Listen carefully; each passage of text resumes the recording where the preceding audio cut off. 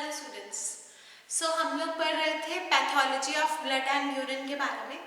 और सबसे पहले हमने ब्लड के बारे में डिस्कस करना स्टार्ट करा था और ब्लड के अंदर हमने इरिथ्रोसाइट्स जो है उसके बारे में कवर कर लिया था, राइट। इरिथ्रोसाइट्स के अंदर हमने जो एबनॉर्मल कंडीशंस थी उसके बारे में पढ़ लिया है कि हमारे पास थैलेसीमिया कॉज हो जाता है, सिकल सेल एनीमिया कॉज हो जाता है, हेमोलिटिक एनीमिया कॉज हो जाता है, पर्नीशियस एनीमिया हो जाता है, मेगालोब्लास्टिक एनीमिया हो जाता है और माइक्रोसिटिक एनीमिया हो जाता है और उसके अलावा पॉलीसाइथीमिया कॉज हो जाता है। अब नेक्स्ट हमारे पास आता है कि एक डायग्नोस्टिक पैरामीटर होता है या फिर टेस्ट बोल सकते हैं। हमारे पास क्या किया जाता है उसके अंदर, इरिथ्रोसाइट सेडिमेंटेशन रेट या फिर ESR कैलकुलेट किया जाता है। इरिथ्रोसाइट सेडिमेंटेशन रेट या ESR का टेस्ट होता है। अब ESR या इरिथ्रोसाइट सेडिमेंटेशन रेट क्या होता है हमारे पास, ये रेट होता है या हमारे पास RBCs को कितना टाइम लगता है हमारे पास नीचे तक सिंक करने में। मतलब हम क्या करते हैं, एक वर्टिकल कॉलम के अंदर जैसे एक मेजरिंग कॉलम होता है, वर्टिकल कॉलम के अंदर हम RBCs डालते हैं, राइट। और RBCs को कितना टाइम लगता है इस पॉइंट से नीचे तक सिंक करने में, उस रेट को या उस टाइम को हम कैलकुलेट करते हैं और हम इरिथ्रोसाइट सेडिमेंटेशन रेट जो है वो कैलकुलेट कर देते हैं। और हमारे पास जो इरिथ्रोसाइट सेडिमेंटेशन रेट को कैलकुलेट करने का जो मेथड, तो हमारे पास दो मेथड होते हैं। एक मेथड होता है हमारे पास वेस्टर ग्रीन मेथड और दूसरा होता है हमारे पास विंट्रॉप मेथड, ठीक है। नॉर्मल वैल्यूज हमारे पास RBCs के सेडिमेंटेशन की क्या होती है कि 5 से 15 mm तक एक घंटे के अंदर हमारे पास मेन के केस में हमारे पास सेडिमेंटेशन हो जाती है, यानी कि 5 से 15 मिलीमीटर हमारे पास एक घंटे में RBCs जो है वो नीचे मूव करेंगी। और फीमेल्स के केस में 5 से 20 mm तक हमारे पास जो एरिथ्रोसाइट्स या RBCs है वो एक घंटे में विमेन के केस में हमारे पास मूव करती है। अब ये जो ESR है या फिर इरिथ्रोसाइट सेडिमेंटेशन रेट है, ये हमारे पास बताता क्या है या फिर क्या यूज होता है इसका हमारे पास। अब जिन पेशेंट्स के अंदर जो नॉर्मल वैल्यू है, जो हमने 5 से 15 mm तक डिस्कस करी, जिन पेशेंट्स के अंदर 5 से 15 से ज़्यादा होगी हमारे पास जो ESR जो है वो इंक्रीज आएगा, वो हमारे पास क्या शो करेगा कि उस पेशेंट को या तो एनीमिया है, ठीक है, या फिर हमारे पास उस पेशेंट को रूमेटॉइड अर्थराइटिस है, या फिर हमारे पास उस पेशेंट को पल्मोनरी ट्यूबरकुलोसिस है, या फिर हमारे पास उस पेशेंट को मायोकार्डियल इन्फेक्शन है। तो ESR का जो टेस्ट है उसके हेल्प से अगर हमें जो ESR है अगर वो ज़्यादा आ रहा है तो हमें पता चल जाएगा कि कौन सी डिसीजेस हो सकती हैं और इन डिसीजेस के साथ हम बाकी सारे जो सिम्टम्स हैं उनको कंपेयर करेंगे। और जैसे अगर हमारे पास किसी पेशेंट को वीकनेस है और वीकनेस के साथ हमारे पास ESR जो है वो बढ़ गया है, तो उसका क्या मतलब होगा कि पेशेंट को मोस्ट प्रोबेबली एनीमिया होगा। और हमारे पास अगर किसी पेशेंट को खांसी बहुत ज़्यादा हो रही है और उसके साथ हमारे पास उस पेशेंट के अंदर ESR जो है वो इंक्रीज है, तो वो क्या शो करेगा कि हमारे पास उस पेशेंट को हमारे पास ट्यूबरकुलोसिस कॉज हुआ है। और ऐसे अगर हमारे पास चेस्ट पेन्स हैं तो हमारे पास उसका क्या मतलब है कि हमारे पास मायोकार्डियल इन्फेक्शन है। और अगर जॉइंट पेन के साथ हमारे पास इरिथ्रोसाइट सेडिमेंटेशन रेट इंक्रीज हुआ होगा तो उस पेशेंट को मोस्ट लाइकली क्या होगा, रूमेटॉइड अर्थराइटिस। सो नेक्स्ट अब दूसरी कंडीशन क्या आती है हमारे पास कि अगर ESR जो है वो डिक्रीज हो जाए हमारे पास नॉर्मल वैल्यू से, तो कब डिक्रीज हो जाता है, अगर हमारे पास हाइपरप्लेजिया हो जाए बोन मैरो का, या फिर हमारे बोन मैरो जो है वो एक्सटेंसिवली वर्क करना स्टार्ट कर दिया, पॉलीसाइथीमिया वेरा हो जाए। पॉलीसाइथीमिया बेसिकली ESR का अगर एरिथ्रोसाइट का अमाउंट इंक्रीज हो जाए तो हमारे पास उस केस में जो ESR है वो हमारे पास डिक्रीज हो जाता है। उसके अलावा कंजेस्टिव हार्ट फेलियर के केस में हमारे पास ESR जो है वो डिक्रीज हो जाता है। सो ये था हमारे पास इरिथ्रोसाइट्स के बारे में इंफॉर्मेशन। अब इरिथ्रोसाइट्स के अलावा हमारे पास ब्लड के अंदर जो नेक्स्ट हमारे पास सेलुलर कंपोनेंट्स आता है वो था वाइट ब्लड सेल्स, या फिर हम उसको क्या बोलते थे, ल्यूकोसाइट्स। अब वाइट ब्लड सेल्स या ल्यूकोसाइट्स क्या होते हैं हमारे पास, white blood cells are the colourless cells, और वाइट ब्लड सेल्स के अंदर जो न्यूक्लियस है वो प्रेजेंट होता है। और वाइट ब्लड सेल्स का जो हमारे पास साइज होता है वो भी आरबीसी से ज़्यादा होता है। उसके अलावा हमारे पास आरबीसी के कंपैरिजन में वाइट ब्लड सेल्स का जो नंबर है वो भी बहुत ज़्यादा कम होता है। हमारे पास आरबीसी का 4.5 to 5 मिलियन पर मिलीमीटर क्यूब था, और इन केस ऑफ डब्ल्यूबीसीज हमारे पास 4000 से 11000 तक पर मिलीमीटर क्यूब हमारे पास डब्ल्यूबीसीज होते हैं। अब डब्ल्यूबीसीज का हमारे पास मेजरली 3 टाइप के डब्ल्यूबीसीज होते हैं। सबसे पहले आता है हमारे पास ग्रैन्युलोसाइट्स, दूसरे आते हैं हमारे पास लिम्फोसाइट्स, तीसरे आते हैं हमारे पास मोनोसाइट्स। और ग्रैन्युलोसाइट्स फर्दर हमारे पास 3 टाइप्स के होते हैं, न्यूट्रोफिल्स, इओसिनोफिल्स और बेसोफिल्स। अब हमारे पास ल्यूकोसाइट्स की क्या क्या डिसीजेज होती हैं, तो हमारे पास सबसे पहले आती है डिसीज ल्यूकोपीनिया, नेक्स्ट आता है हमारे पास ल्यूकोसाइटोसिस, उसके अलावा ल्यूकीमिया हो जाता है, और लास्टली हमारे पास इओसिनोफिलिया हो जाता है। अब ल्यूकोसाइटोसिस क्या होता है, जब हमारे पास ल्यूकोसाइटोसिस जो वर्ड है इसमें क्या होगा, हमारे पास जब डब्ल्यूबीसीज का नंबर 11,000 पर मिलीमीटर क्यूब से ज़्यादा इंक्रीज हो जाए तब हम पेशेंट्स के अंदर ल्यूकोसाइटोसिस हो जाता है। ल्यूकोसाइटोसिस के हमारे पास क्या क्या कॉजेज हो सकते हैं, या तो कोई ना कोई पायोजेनिक या फिर पायरोजन की वजह से इन्फेक्शन हो गया है पेशेंट को, उसकी वजह से हमारे पास ल्यूकोसाइट्स का नंबर ज़्यादा है, या फिर हमारे पास पेशेंट को माइलॉइड ल्यूकीमिया हो गया है, या फिर हमारे पेशेंट को मायोकार्डियल इन्फार्क्शन हो गया है, या फिर हमारे पेशेंट को एक्यूट हेमरेज हो गया है, या फिर हमारे पास लिवर या इंटेस्टाइन की कोई डिसऑर्डर हो गया है जिसकी वजह से हमारे पास जो ल्यूकोसाइट्स का नंबर है वो इंक्रीज हो गया। अब नेक्स्ट आता है हमारे पास ल्यूकोपीनिया। ल्यूकोपीनिया जो है उसके अंदर क्या हो जाता है, जब डब्ल्यूबीसीज का काउंट जो है वो हमारे पास 4000 पर मिलीमीटर क्यूब से डिक्रीज हो जाए, और ये जनरली होता है हमारे पास जब कोई बैक्टीरियल, वायरल या फिर प्रोटोजोअल इन्फेक्शन हो जाए, या फिर एप्लास्टिक एनीमिया की वजह से हमारे पास ल्यूकोपीनिया कॉज हो जाता है, या फिर कोई अगर हमारे पास मैलिग्नेंट लिम्फोमा हो जाए तो हमारे पास कॉज हो जाता है ल्यूकोपीनिया। उसके अलावा हमारे पास अगर माइलोमा हो जाए, या फिर कुछ ड्रग्स की वजह से हमारे पास ल्यूकोपीनिया हो जाता है, या फिर हमारे पास कोई ट्रोमैटिक या एनाफाइलेक्टिक शॉक की वजह से हमारे पास ल्यूकोपीनिया हो जाता है। नेक्स्ट आता है हमारे पास ल्यूकीमिया। अब ल्यूकीमिया जो है ये हमारे पास जनरली इसको बोलते हैं ब्लड कैंसर। ल्यूकीमिया में हमारे पास एक मैलिग्नेंट डिसऑर्डर है हीमोपोइटिक सेल्स का। नॉर्मली क्या होता है हमारे पास, अगर जब हमारे, अब हमने क्या पढ़ा था कि जो आरबीसीज हैं, जो डब्ल्यूबीसीज हैं, वो उनकी जो सिंथेसिस होती है वो हमारे पास बोन मैरो के अंदर होती है, और अगर बोन मैरो के जो सेल्स हैं, जो नॉर्मल सेल्स हैं, वो हमारे पास रिप्लेस हो जाए, और बोन मैरो के जो नॉर्मल सेल्स हैं वो रिप्लेस हो जाए मैलिग्नेंट सेल्स से, और उनकी वजह से वो क्या करते हैं, हमारे पास एबनॉर्मली इंक्रीज करते आरबीसीज का नंबर, तो हमारे पास या ल्यूकोसाइट्स का नंबर, तो हमारे पास ल्यूकीमिया कॉज हो जाता है, जिसकी वजह से एबनॉर्मली हमारे पास डब्ल्यूबीसी का जो काउंट है वो इंक्रीज हो जाता है।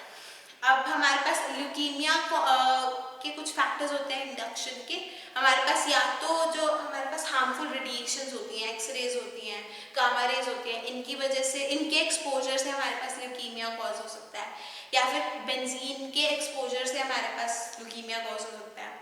उसके अलावा जो हमारे कैंसर की ट्रीटमेंट के लिए ड्रग्स यूज होती हैं उसकी वजह से हमारे पास ल्यूकीमिया कॉज हो सकता है। उसके अलावा हमारे पास किसी स्पेसिफिक वायरसेस की वजह से ल्यूकीमिया कॉज हो सकता है, जैसे कि रेट्रोवायरस जो है। उसके अलावा कुछ जेनेटिक डिसऑर्डर्स की वजह से हमारे पास, जैसे कि डाउन सिंड्रोम है, उसके वजह से हमारे पास ल्यूकीमिया कॉज हो सकता है। अब नेक्स्ट डिसऑर्डर हमारे पास आता है इओसिनोफिलिया। अब इओसिनोफिलिया क्या होता है, इओसिनोफिलिया हमारे पास एक कंडीशन होती है जिसके अंदर स्पेसिफिकली इओसिनोफिल्स का जो नंबर है वो इंक्रीज हो जाता है। अब हमारे पास इओसिनोफिलिया जो है वो जनरली एलर्जिक डिसऑर्डर्स के अंदर हमारे पास उसका नंबर इंक्रीज होता है, जैसे कि अस्थमा, स्किन डिसीजेस हो जाए, या फिर किसी ड्रग की एलर्जी हो जाए। उसके अलावा हमारे पास जो पैरासिटिक इन्फेक्शन होते हैं, जो वर्म्स की वजह से इन्फेक्शन होते हैं, उनके अंदर हमारे पास इओसिनोफिल्स का नंबर इंक्रीज हो जाता है। और इओसिनोफिल्स का अगर जब हम डब्ल्यूबीसी काउंट करते हैं तो हम स्पेसिफिकली जो इओसिनोफिल्स, बेसोफिल्स का नंबर काउंट करते उसके अंदर अगर स्पेसिफिकली इओसिनोफिल्स का नंबर इंक्रीज हुआ हो तो हमारे पास हेल्प होती है इन द डायग्नोसिस कि हमारे पास कौन सी डिसऑर्डर जो है वो पेशेंट को है। अब नेक्स्ट आता है हमारे पास इओसिनोफिल्स के अलावा हमारे पास लिम्फोसाइट्स जो हैं वो इम्पॉर्टेंट रोल प्ले करते हैं इन द WBCs। और लिम्फोसाइट्स हमारे पास नॉन ग्रैन्युलर ल्यूकोसाइट्स होते हैं, ये हमारे पास स्मॉल राउंड सेल्स होते हैं। अब जो हमारे पास लिम्फोसाइट्स हैं ये हमारे पास सिर्फ ब्लड के अंदर तो प्रेजेंट होते हैं, ब्लड के अलावा हमारे पास लिम्फ और लिम्फॉइड ऑर्गन्स जो हैं और उसके अलावा जो बाकी टिश्यूज हैं उसके अंदर हमारे पास लिम्फोसाइट्स प्रेजेंट होते हैं। लिम्फोसाइट्स जो है ये 20 to 25% हमारे पास कॉन्स्टिट्यूशन करते हैं WBCs की। अब हमारे पास जो लिम्फोसाइट्स हैं वो हम 3 क्लासेस में, लिम्फोसाइट्स जो हैं उसको हम 3 टाइप्स से हमारे पास क्लासिफाई करते हैं। सबसे पहले आती है हमारे पास मॉर्फोलॉजिकल क्लासिफिकेशन, सेकेंड आती है हमारे पास classification based on the life span, third आती है हमारे पास इम्यूनोलॉजिकल क्लासिफिकेशन। अब जो सबसे पहले हमारे पास मॉर्फोलॉजिकल क्लासिफिकेशन आती है, मॉर्फोलॉजी होती है हमारे पास अपीयरेंस के बेस पे जब हम क्लासिफाई करते हैं। अपीयरेंस यानी कि जो हमारे पास WBCs हैं या लिम्फोसाइट्स हैं वो दिखते कैसे हैं उसके बेस पे जब हम क्लासिफाई करेंगे तब हम उसको बोलेंगे मॉर्फोलॉजिकल क्लासिफिकेशन। और लिम्फोसाइट्स की जो मॉर्फोलॉजिकल क्लासिफिकेशन होती है उसके अंदर हमारे पास हम लिम्फोसाइट्स को क्लासिफाई करते हैं स्मॉल लिम्फोसाइट्स और लार्ज लिम्फोसाइट्स के अंदर। स्मॉल लिम्फोसाइट्स यानी कि वो लिम्फोसाइट्स जो हमारे पास 9 से 12 मिलीमीटर माइक्रोमीटर के डायमीटर के साइज के होंगे, बहुत ज़्यादा स्मॉल होंगे। हमारे पास स्मॉल और स्फेरिकल न्यूक्लियस प्रेजेंट होगा और हमारे पास एक बहुत ही पतली रिम होगी हमारे पास साइटोप्लाज्म की इन सेल्स के अंदर। और स्मॉल लिम्फोसाइट्स जो होते हैं इनकी जो मूवमेंट होती है वो भी स्लो होती है। और इसके अलावा हमारे पास जब ये मूव करते हैं तब न्यूक्लियस जो है वो फ्रंट पे मूव करता है और हमारे पास जो साइटोप्लाज्म है वो पीछे हमारे पास एक टेल की तरह अपीयर होता है और इसकी जो स्ट्रक्चर होती है वो हैंड मिरर के जैसी दिखती है। अब नेक्स्ट आता है हमारे पास लार्ज लिम्फोसाइट्स। लार्ज लिम्फोसाइट्स जो होते हैं वो 12 to 16 माइक्रोमीटर्स के होते हैं साइज में और हमारे पास इनका जो आउटलाइन होता है वो राउंड होता है, वो हैंड मिरर के जैसे नहीं दिखते। उसके अलावा न्यूक्लियस भी राउंड होता है, साइटोप्लाज्म जो है वो अबंडेंट होता है और हमारे पास नॉन ग्रैन्युलर होते हैं लार्ज लिम्फोसाइट्स भी। अब नेक्स्ट आता है हमारे पास classification based on the life span. Life span के बेसिस पे हम 2 क्लासेस में क्लासिफाई करते हैं बेसिकली लिम्फोसाइट्स को, शॉर्ट लिव्ड और लॉन्ग लिव्ड। शॉर्ट लिव्ड के अंदर हमारे पास जो लिम्फोसाइट्स 2 हफ्तों तक सर्वाइव करते हैं वो शॉर्ट लिव्ड के अंदर आते हैं और जो लिम्फोसाइट्स हमारे पास 3 साल या फिर लाइफ तक एंटायरली हमारे पास सर्वाइव करते हैं उनको हम बोलते हैं लॉन्ग लिव्ड लिम्फोसाइट्स। अब नेक्स्ट आती है हमारे पास इम्यूनोलॉजिकल क्लासिफिकेशन। इम्यूनोलॉजिकल क्लासिफिकेशन क्या होती है, जब हम क्लासिफाई करते हैं लिम्फोसाइट्स को on the basis of their action, हमारे पास कि कौन सा एक्शन शो कर रहे हैं या फिर कौन सा फंक्शन शो कर रहे हैं लिम्फोसाइट्स। बेसिकली हमारे पास 2 क्लासेस में क्लासिफाइड होते हैं, टी सेल्स के अंदर और बी सेल्स के अंदर। टी सेल्स जो है उनके अंदर हमारे पास जो सरफेस होता है उसके ऊपर थायमस एंटीजन प्रेजेंट होता है और हमारे पास ये जो टी सेल्स होते हैं ये हमारे पास ब्लास्ट ट्रांसफॉर्मेशन अंडरगो करते हैं विद द फाइटोहेमोग्लूटिन। फाइटोहेमोग्लूटिन के कांटेक्ट में आके हमारे पास उनके अंदर ब्लास्ट ट्रांसफॉर्मेशन हो जाती है। अब नेक्स्ट आता है हमारे पास बी सेल्स। बी सेल्स जो होते हैं इनके ऊपर, इनके सरफेस के ऊपर हमारे पास इम्यूनोग्लोबुलिन्स होते हैं। टी सेल्स के ऊपर फर्क क्या था, थाइमस स्पेसिफिक एंटीजन होते थे और बी सेल्स के ऊपर हमारे पास इम्यूनोग्लोबुलिन्स होते हैं। अब उसके अलावा बी सेल्स के ऊपर हमारे पास FC piece of heavy chain के हमारे पास रिसेप्टर्स प्रेजेंट होते हैं। उसके अलावा हमारे पास माइक्रोविलाइज होती है उनके सरफेस पे और हमारे पास ये जो बी सेल्स हैं वो हमारे पास एंडोटॉक्सिन के साथ के प्रेजेंस में हमारे पास ब्लास्ट ट्रांसफॉर्मेशन होती है। अब लिम्फोसाइट्स की हमारे पास कुछ स्पेसिफिक एब्नॉर्मैलिटीज हैं। सबसे पहले आता है हमारे पास लिम्फोसाइटोसिस, नेक्स्ट है लिम्फोपीनिया, उसके अलावा हमारे पास ल्यूकीमिया ऑफ लिम्फोसाइट्स हो जाता है और लास्टली हमारे पास लिम्फोमा कोज हो जाता है। तो सबसे पहले बात करते हैं लिम्फोसाइटोसिस की। अब हमने ल्यूकोसाइटोसिस ल्यूकोसाइटोसिस की बात करी थी, ल्यूकोसाइटोसिस में क्या हो रहा था, ल्यूकोसाइट्स का जो नंबर था वो इंक्रीज हो रहा था।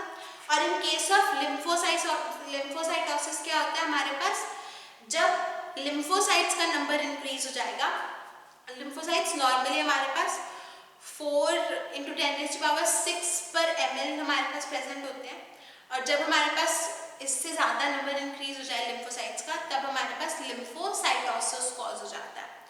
अब लिम्फोसाइटोसिस जो है वो हमारे पास वूपिंग कफ के केस में नंबर इंक्रीज हो जाता है। उसके अलावा हमारे पास जब कोई इन्फेक्शियस डिसऑर्डर हो जाए उसकी वजह से हमारे पास नंबर इंक्रीज हो जाता है।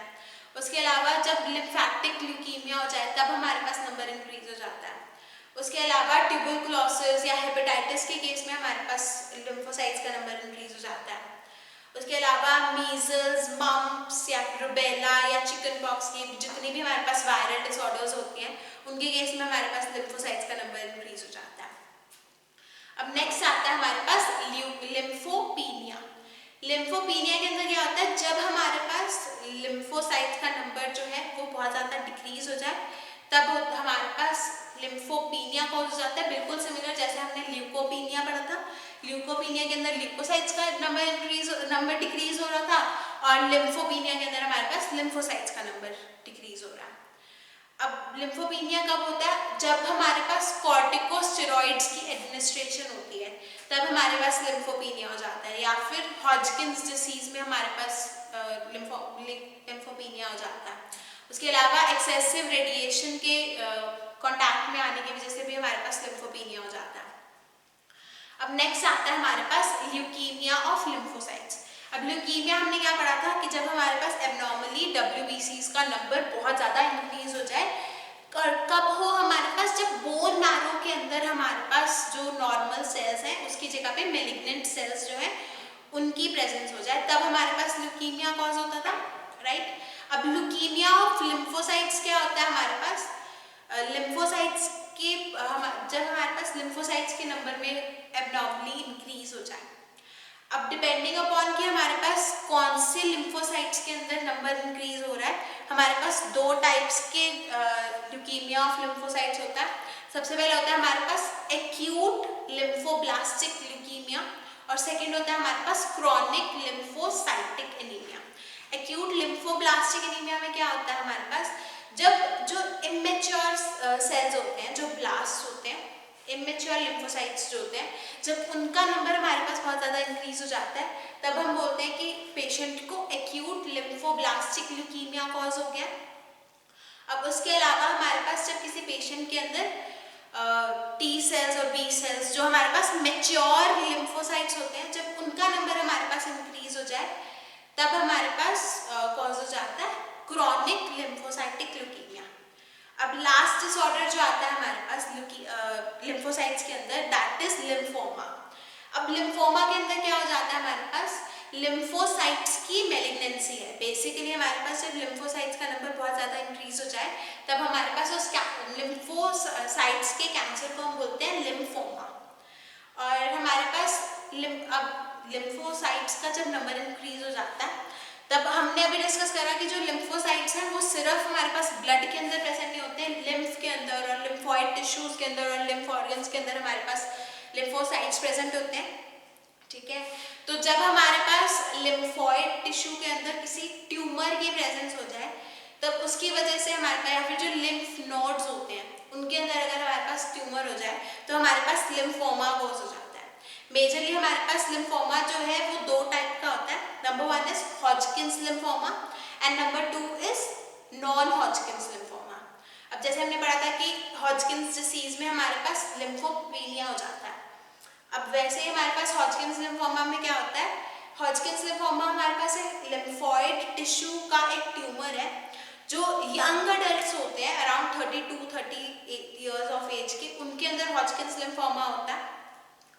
अब हमारे पास हॉजकिंस लिम्फोमा में बेसिकली जो इसका सिम्टम आता है दैट इज फीवर, और हमारे पास स्पेशल टाइप ऑफ सेल्स की फॉर्मेशन हो जाती है हॉजकिंस लिम्फोमा में, जिनको बोलते हैं रीड स्ट्रेनबर्ग सेल्स।